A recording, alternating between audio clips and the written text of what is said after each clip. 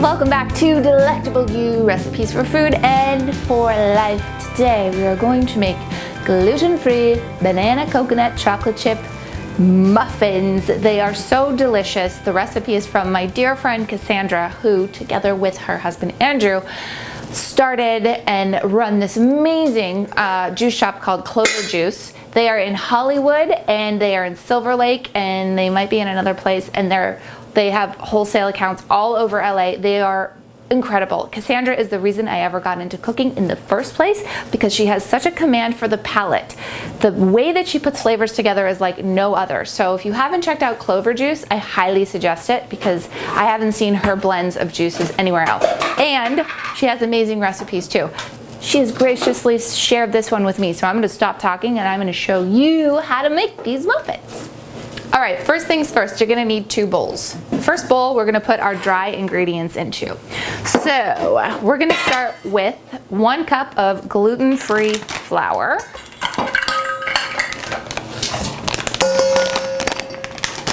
Okay, next we're gonna add 3/4 of a cup of sweet white sorghum flour.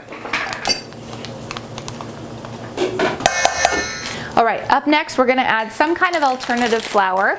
I'm using almond meal. If you happen to be allergic to almonds, you can use a different kind of meal if you want, maybe even chia seeds, or just more of the gluten-free flour or sorghum flour. This just gives it a little bit of a different texture, so 1/4 cup. All right, now we're gonna put a teaspoon of cinnamon.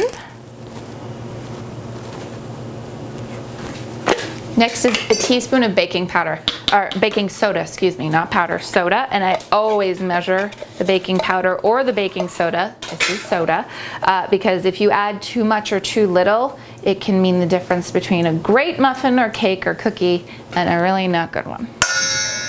Okay, next we have the xanthan gum. So though this isn't vegan, we're still gonna use eggs in this. The xanthan gum really helps to bind things together the way that a regular gluten-filled flour would. This is a teaspoon of xanthan gum. One of the great things about being a mom who works at home is that you get to have a little daughter who's just underneath you, looking at all the pots and pans in your kitchen to make sure everything is in order. She's my favorite sous chef. Okay, finally we're gonna add about a 1/4 of a teaspoon of salt. Okay, and you know what? I lied, not finally. I'm gonna add a little bit of coconut sugar to this dry mix. I'm gonna add about, I don't wanna say a 1/4 cup, like 1/8 of a cup. Okay, this is like a nice nutty flavor. Just gives it an extra layer. We're gonna whisk this all together. And I like to use my hands in conjunction with the whisk just to get all of the lumps out, because you don't want to bite into a lump in the muffin. That is not cool. Okay. Okay.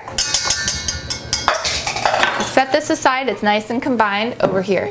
Now we're gonna deal with the wet ingredients. So I already started mushing 2 ripe bananas together, and they don't have to be like perfectly pureed. I actually like a little bit of chunks in there that makes for a good texture for the final product, okay?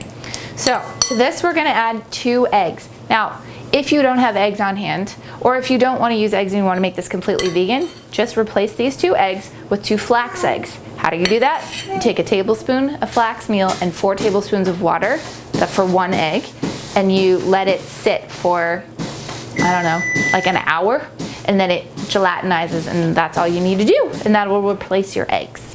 Okay, what else do we need? Next up is, take this spoon. This is a 1/4 cup of coconut cream. So you can buy coconut cream in the store, but I don't like doing that because they usually have a bunch of additives in it that are just not good for you. So all you can do is just buy regular full-fat coconut milk from the store, put it in the fridge, and look, it's hard, so it's like coconut cream. There we go. So this is a 1/4 cup. I'm gonna put a little bit up. I'm just eyeballing it, as you can see. Yeah, let's just put a little more. Okay. All right, and then the next thing we're gonna do is put a 1/4 cup of coconut oil. Now remember, when you're baking with coconut oil, unless you're making the top of a crumble, the coconut oil has to be melted in order for it to be incorporated. Now we just need a teaspoon of vanilla. Vanilla is in basically every baked good. And then Cassandra says to add a glug of maple syrup, which is a very technical term for put whatever you want. This is about a tablespoon that I'm gonna add of maple syrup just for a little bit of sweetness. So as you can see, we've got really muted sweetness. We've got maple syrup, which isn't very sweet, and we've got coconut sugar, which also isn't very sweet, and then the bananas do the rest of the job.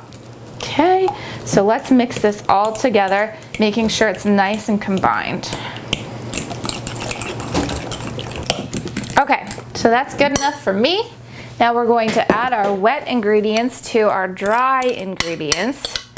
It's really important to combine the wet ingredients before you add them to the dry ones. Now, let's toss this all together until it's nice and combined. Yes, my love.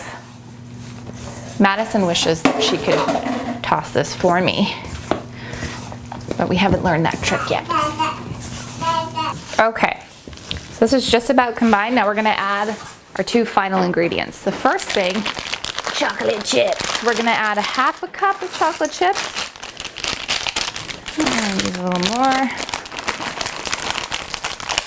If you like more, add more. And then we're gonna add a half a cup of unsweetened coconut flakes. Just add that. Perfect. Now toss this. Okay, that's nice and tossed. Now let's create some space and grab yourself a pan. You can use cupcake trays and cupcake papers. I just much prefer the silicone stuff because it's just easier for cleanup and the muffins come right out. That's kind of magical. Okay, and then I love using an ice cream scoop to scoop out any of my muffins or cupcakes or even cookies if you get a smaller one. So we're gonna use this one. This is a standard size, and we're gonna spoon out our batter, just a scoop full, into the cupcake liners. Now I put down 14. Usually this recipe makes about 12, but some days, I don't know, some days there's a little bit more, some days there's a little bit less. I don't know why, it's just one of those mysteries of life. So put out 12 to 14 of these cups, or cupcake liners. All right, so it looks like I'm gonna get 14 out of this after all. But this one's just gonna be a little smaller. That's okay. All right, so I've got my oven that is already preheated to 350. Now all I have to do is bake these. Oh my God, I want one now. Bake these for about 20 minutes, but I would turn them about halfway through just to make sure that they cook evenly. Okay. Whee, there we go. The smell, oh the smell. These guys are ready. Let's pull them out of the oven. Oh, hey guys, what's up? Oh, look at these, are so pretty. Oh my gosh, and they smell so good. And look how well they rised up. They look so beautiful. Cassandra, thank you so much for this recipe. And I'm sure that all of you will join me in saying thank you too, because these are absolutely incredible. And Madison thinks so too. And she would really like to have one, but we're not doing this kind of stuff just yet, are we? No, we're just doing vegetables. But you're not just doing vegetables, so go ahead and make these amazing Cassandra gluten-free banana chocolate chip coconut muffins. I hope that you enjoy them as much as I do. Thank you so much for joining me. This has been Lauren and apparently Madison too with Delectable You. I'll see you again next time.